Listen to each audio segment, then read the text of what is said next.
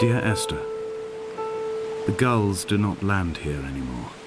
I've noticed that this year they seem to shun the place. Maybe it's the depletion of the fishing stock driving them away. Perhaps it's me. When he first landed here, Donnelly wrote that the herds were sickly and their shepherds the lowest of the miserable classes that populate these Hebridean islands. 300 years later, even they have departed.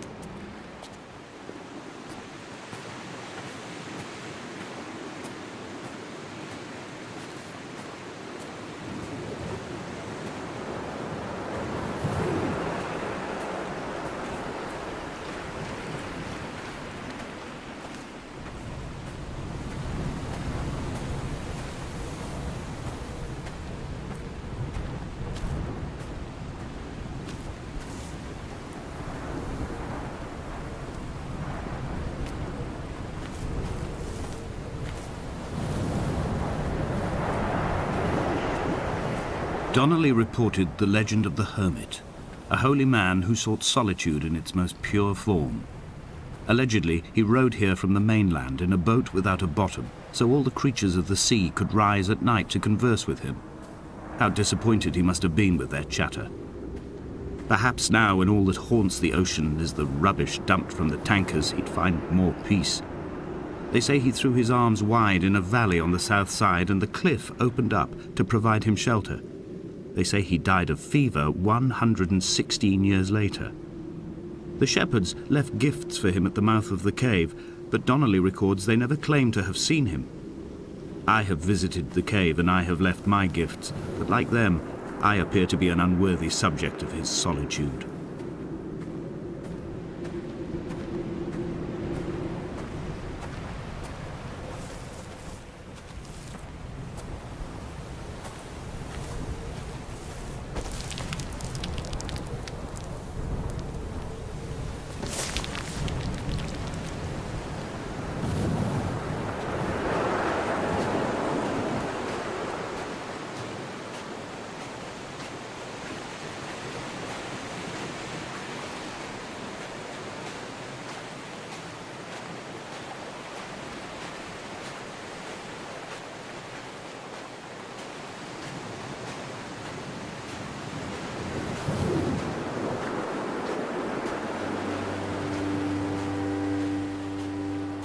Those islands in the distance, I am sure, are nothing more than relics of another time, sleeping giants, somnambulist gods laid down for a final dreaming.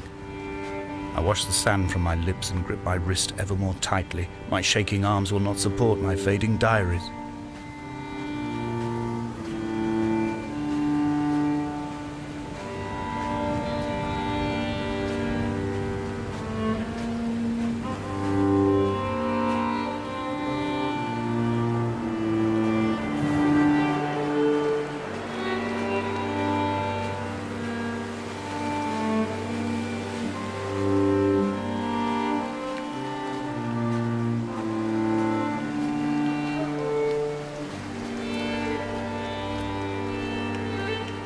I have found the ship's manifest, crumpled and waterlogged under a stash of paint cans. It tells me that along with this present cargo, there was a large quantity of antacid yogurt bound for the European market. It must have washed out to sea. God knows there are no longer gulls or goats here to eat it.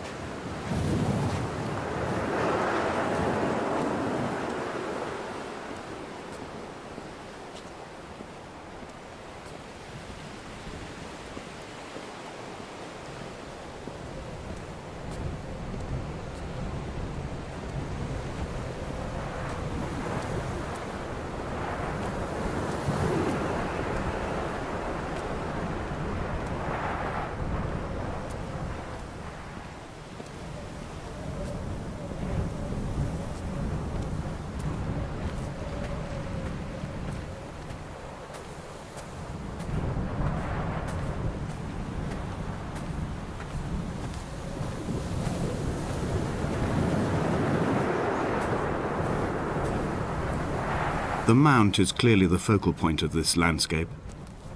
It almost appears so well placed as to be artificial. I find myself easily slipping into the delusional state of ascribing purpose, deliberate motive to everything here. Was this island formed during the moment of impact? When we were torn loose from our moorings and the seatbelts cut motorway lanes into our chests and shoulders, did it first break surface then?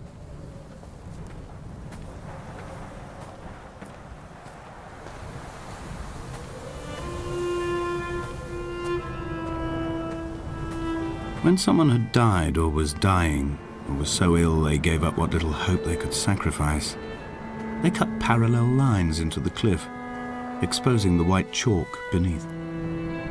You could see them from the mainland or the fishing boats, and know to send aid or impose a cordon of protection, and wait a generation until whatever pestilence stalked the cliff paths died along with its hosts. My lines are just for this: to keep any would-be rescuers at bay. The infection is not simply of the flesh.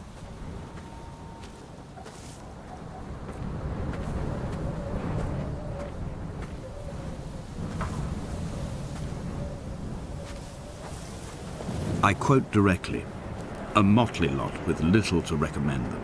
I have now spent 3 days in their company. That is, I fear, enough for any man not born amongst them. Despite their tedious inclination to quote scripture, they seem to me the most God-forsaken of all the inhabitants of the outer isles.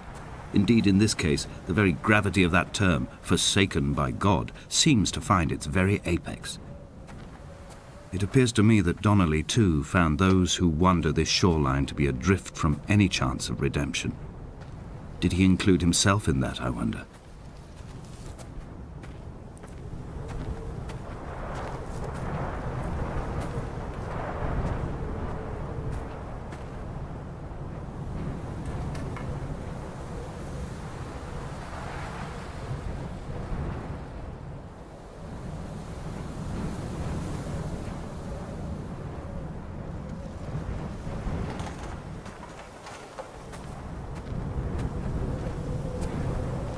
Dear Esther, I met Paul. I made my own little pilgrimage. My Damascus, a small semi-detached on the outskirts of Wolverhampton. We drank coffee in his kitchen and tried to connect to one another. Although he knew I hadn't come in search of an apology, reason or retribution, he still spiraled in panic, thrown high and lucid by his own dented bonnet. Responsibility had made him old. Like us, he'd already passed beyond any conceivable boundary of life. I find myself increasingly unable to find that point where the hermit ends and Paul and I begin. We are woven into a sodden blanket, stuffed into the bottom of a boat to stop the leak and hold back the ocean. My neck aches from staring up at the aerial. It mirrors the dull throb in my gut where I am sure I've begun to form another stone. In my dreams, it forms into a perfect representation of Lot's wife, head over her shoulder, staring along the motorway at the approaching traffic in a vacuum of fatalistic calm.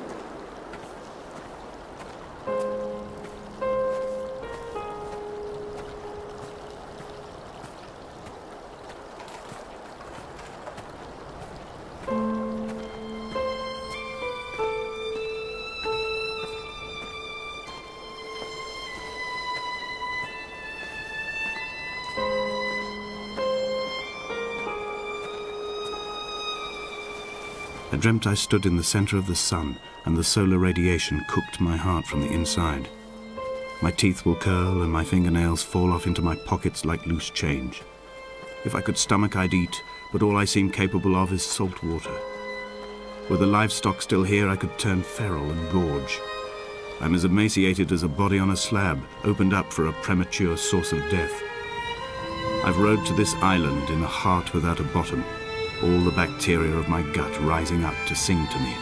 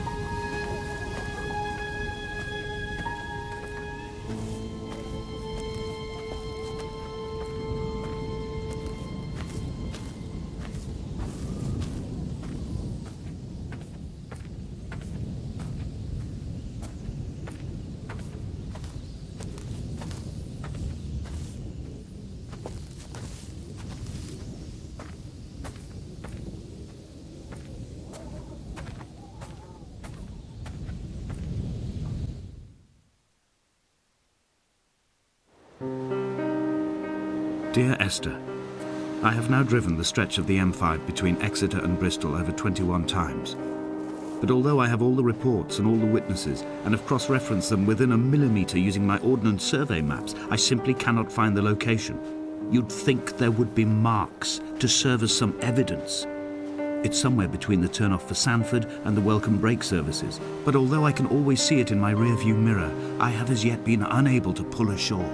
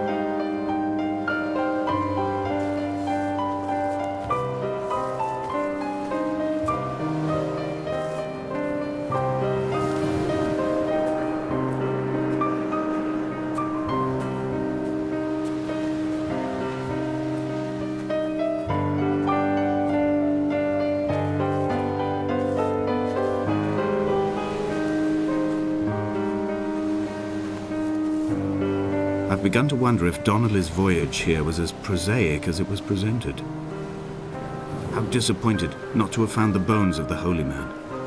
No wonder he hated the inhabitants so. To him they must have seemed like barnacles mindlessly clinging to a mercy seat. Why cling so hard to the rock? Because it is the only thing that stops us from sliding into the ocean, into oblivion.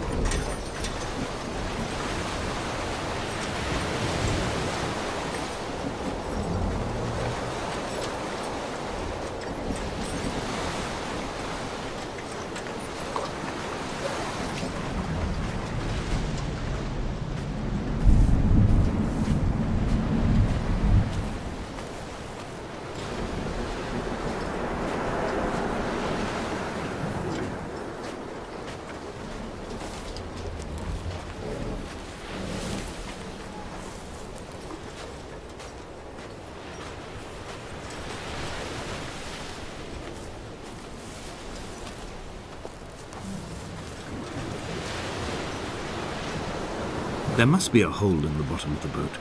How else could new hermits have arrived?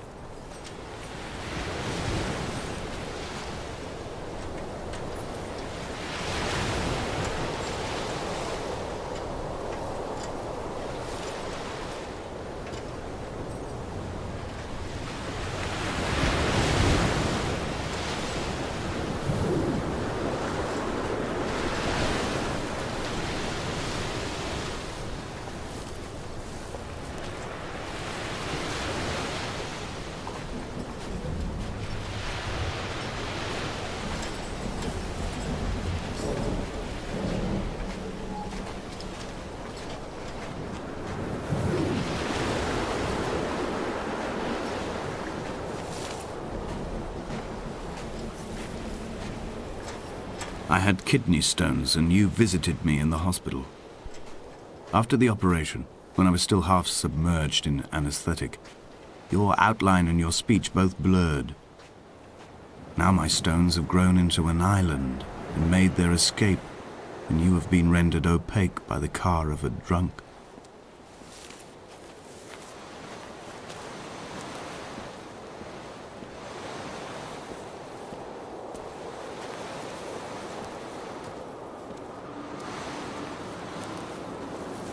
When I first looked into the shaft, I swear I felt the stones in my stomach shift in recognition.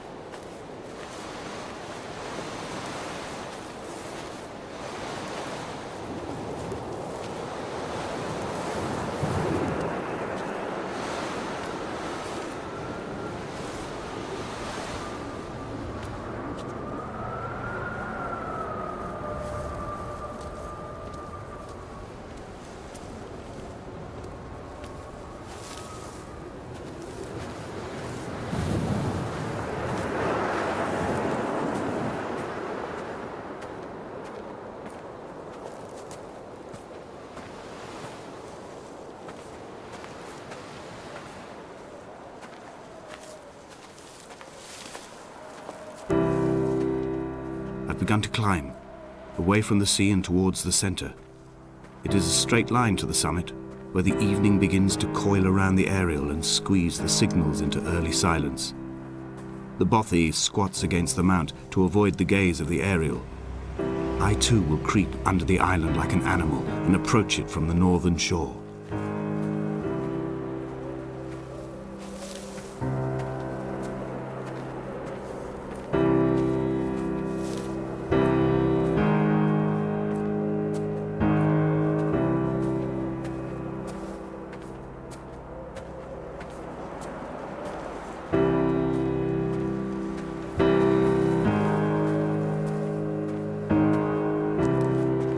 The bothy was constructed originally in the early 1700s. By then, shepherding had formalized into a career. The first habitual shepherd was a man called Jakobsen, from a lineage of migratory Scandinavians. He was not considered a man of breeding by the mainlanders. He came here every summer whilst building the bothy, hoping eventually that becoming a man of property would secure him a wife and a lineage. Donnelly records that it did not work. He caught some disease from his malcontented goats and died 2 years after completing it. There was no one to carve white lines into the cliff for him either.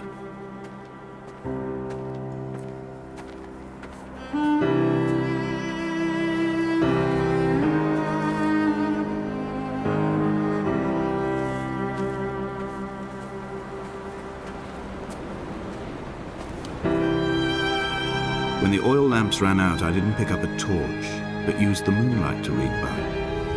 When I've pulled the last shreds of sense from it, I will throw Donnelly's book from the cliffs and perhaps myself with it. Maybe it will wash back up through the caves and erupt from the spring when the rain comes, making its return to the hermit's cave. Perhaps it will be back on the table when I wake. I think I may have thrown it into the sea several times before.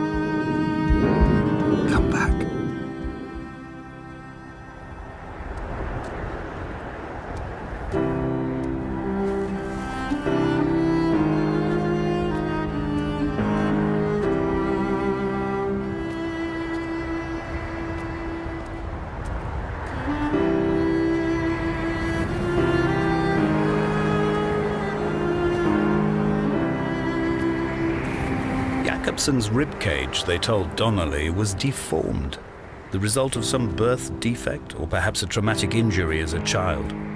Brittle and overblown it was, and desperately light. Perhaps it was this that finally did for him, unable to contain the shattering of his heart. In half-light, his skeleton a discarded prop, a false and calcified seabird.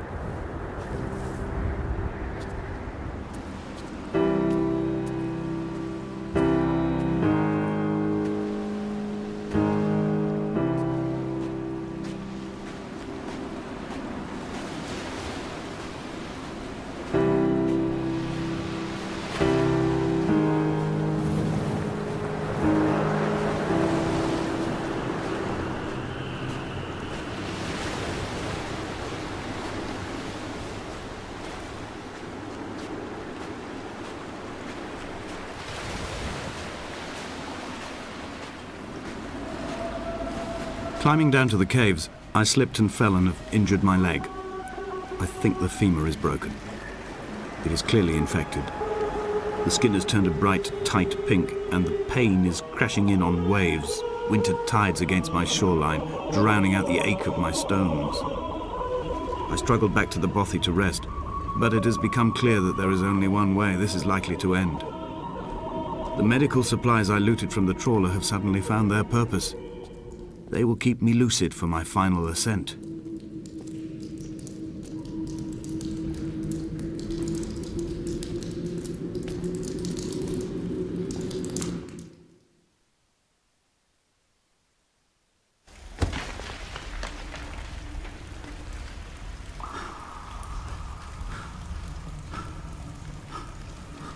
From here, this last time, I have understood there is no turning back.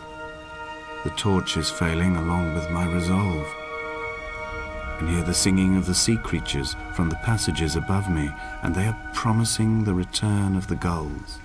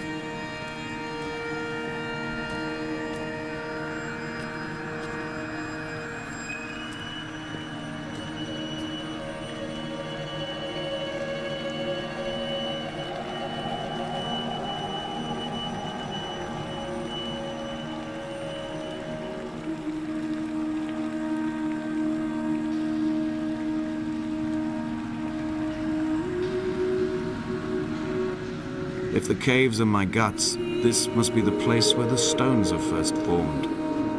The bacteria phosphoresce and rise, singing through the tunnels. Everything here is bound by the rise and fall, like a tide. Perhaps the whole island is actually underwater.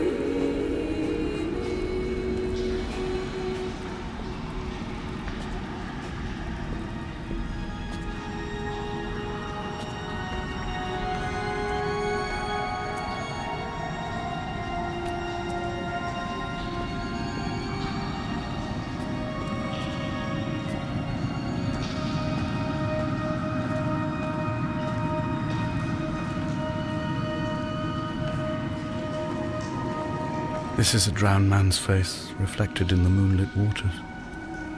It can only be a dead shepherd who has come to drunk drive you home.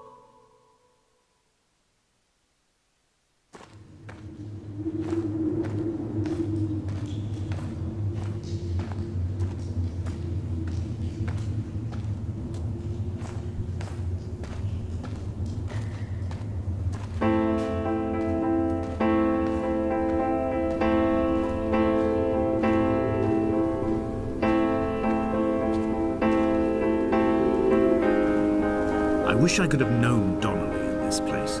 We would have had so much to debate. Did he paint these stones or did I? Who left the pots in the hut by the jetty? Who formed the museum under the sea? Who fell silently to his death into the frozen waters? Who erected this godforsaken aerial in the first place? Did this whole island rise to the surface of my stomach, forcing the gulls to take flight?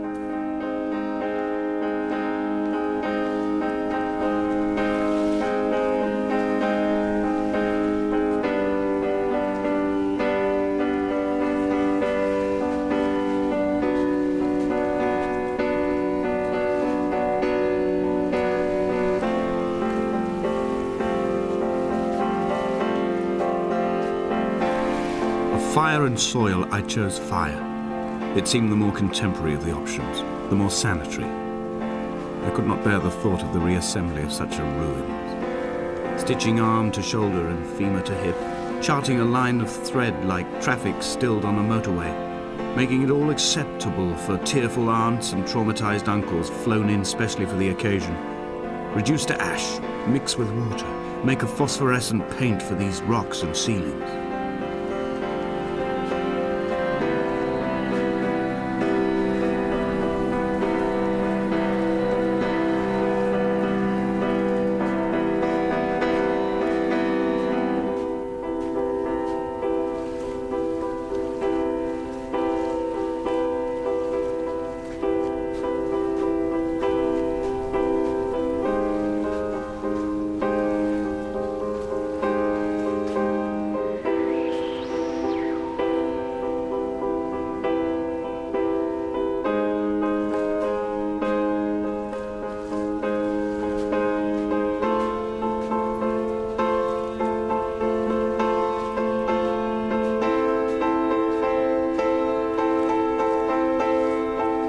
Paul, by the roadside, by the exit for Damascus, all ticking and cooled, all feathers and remorse, all of these signals routed like traffic through the circuit diagrams of our guts, those badly ridden boats torn bottomless in the swells, washing us forever ashore.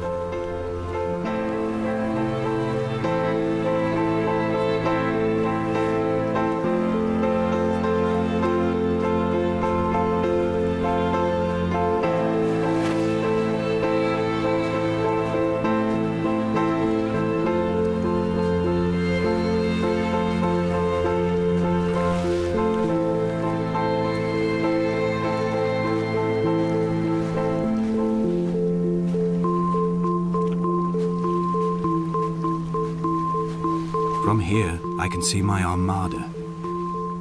I collected all the letters I'd ever meant to send to you, if I'd have ever made it to the mainland, but had instead collected at the bottom of my rucksack, and I spread them out along the lost beach.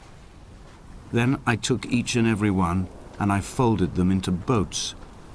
I folded you into the creases, and then, as the sun was setting, I set the fleet to sail. Shattered into 21 pieces, I consigned you to the Atlantic, and I sat here until I'd watched all of you sink.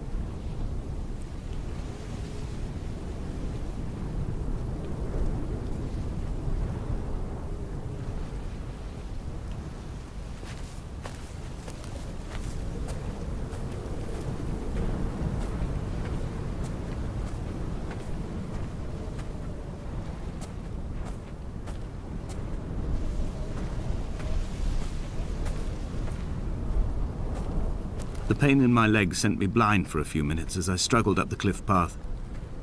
I swallowed another handful of painkillers, and now I feel almost lucid. The island around me has retreated to a hazed distance, whilst the moon appears to have descended into my palm to guide me. I can see a thick black line of infection reaching for my heart from the waistband of my trousers. Through the fugue, it's all the world like the path I have cut from the lowlands towards the aerial.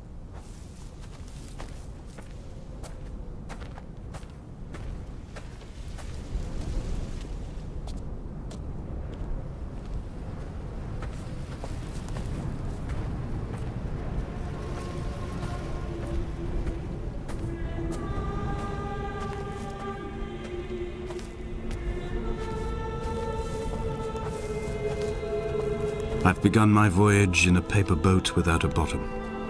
I will fly to the moon in it. I've been folded along a crease in time, a weakness in the sheet of life. Now you've settled on the opposite side of the paper to me. I can see your traces in the ink that soaks through the fiber, the pulped vegetation. When we become waterlogged and the cage disintegrates, we will intermingle. When this paper aeroplane leaves the cliff edge and carves parallel vapor trails in the dark, we will come together.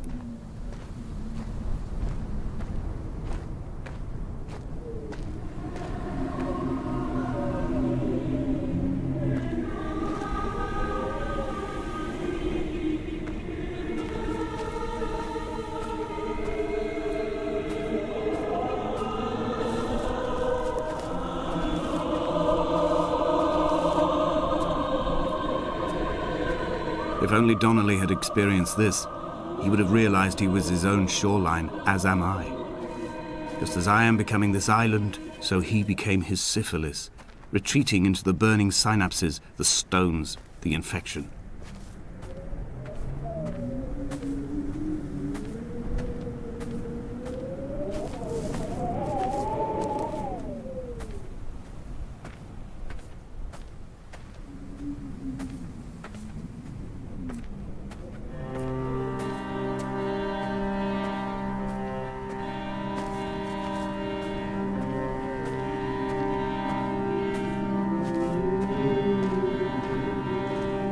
The stones in my stomach will weigh me down and ensure my descent is true and straight. I will break through the fog of these godforsaken pills and achieve clarity. All my functions are clogged, all my veins are choked. If my leg doesn't rot off before I reach the summit, it will be a miracle. There are 21 connections in the circuit diagram of the anti-lock brakes. There are 21 species of gull inhabiting these islands. It is 21 miles between the Sandford Junction and the turn-off for home. All these things cannot, will not be a coincidence.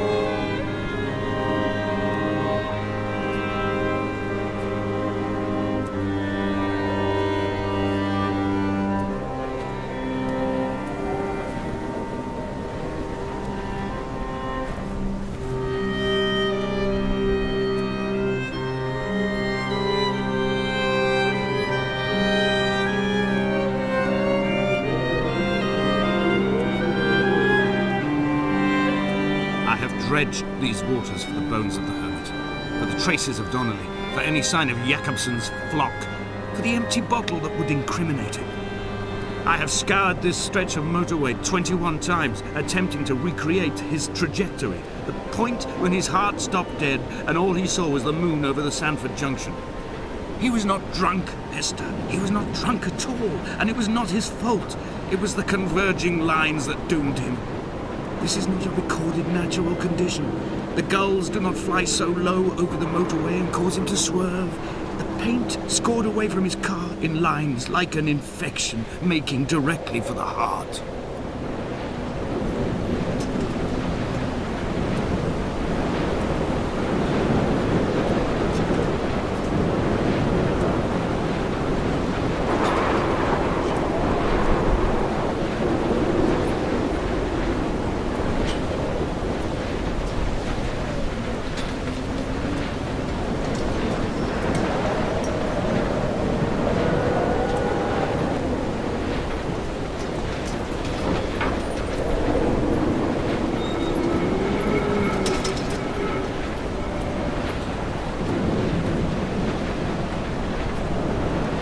Run out of places to climb.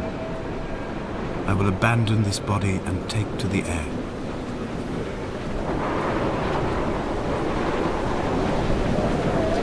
Dear Esther, I have burnt my belongings, my books, this death certificate.